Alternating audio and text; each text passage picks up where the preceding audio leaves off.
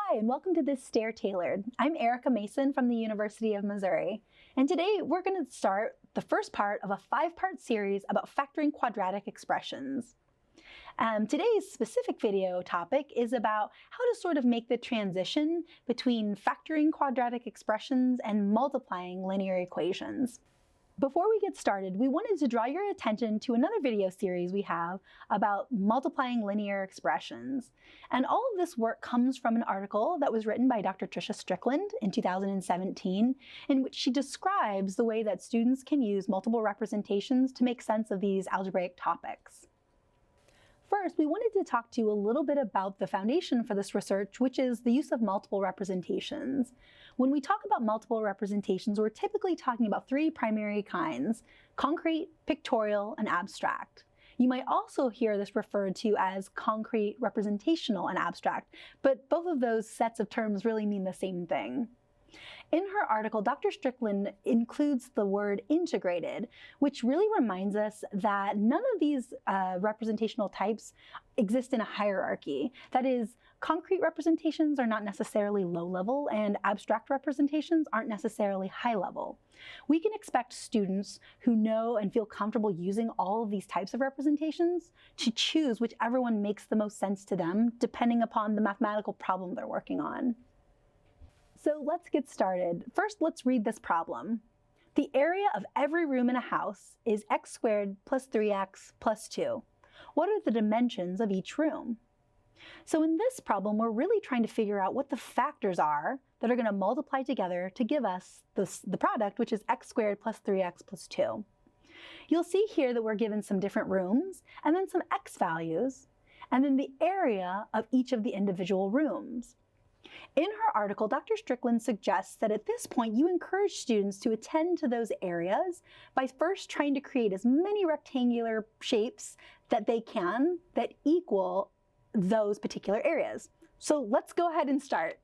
So if we're going to create shapes that have the area of 30, we might first create one shape that has the factors 1 times 30.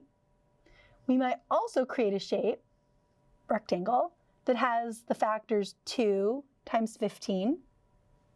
We can also create a shape here with the factors 3 and 10.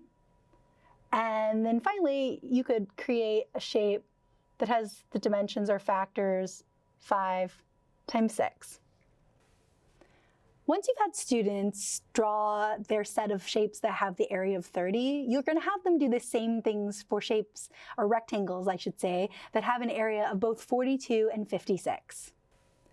Once students have drawn all of their rectangular representations, you're now going to ask them to look at each set and attend to the relationship that exists between each of the sets of factors. So for example, you could start with the 30 set and you could say, what do you notice between the relationship between 1 and 30, 2 and 15, 3 and 10, and 5 and 6. They're going to do that for each set of shapes, and then you're going to ask them if they notice any similarities across the 3 sets. After some exploration and some talking and some guessing maybe, students are going to realize that in this set right here, you'll notice that both factors are only 1 unit or 1 number apart. 5 and 6, 6 and 7, 7 and 8. You're then going to say, okay, that's an interesting pattern. You're going to now turn back to your original data and you're going to say, so if these factors are related to the area of the room, right, how do they relate to this x value? So for example, you might say, if the area is 30, how do the factors 5 and 6 relate to the number 4? So students might say, oh, okay, so 4 is just 4 plus 1. And 5, and then 4 plus 2 is 6. Then they are going to go through this sort of exploration or inquiry in which they then decide whether or not that relationship sort of holds up as they move through the sets of numbers. Once students have realized this pattern that relates between this set of factors and the original x value in yards, you can then ask students to consider this last row here, this any room. So if you think about the relationships that we've just established, what does that mean for a room whose x value is x? It's unknown to us right now. And students might say, okay, well, that might mean then that the one factor is going to be some number x plus 1, and that the other factor is going to be some number x plus 2.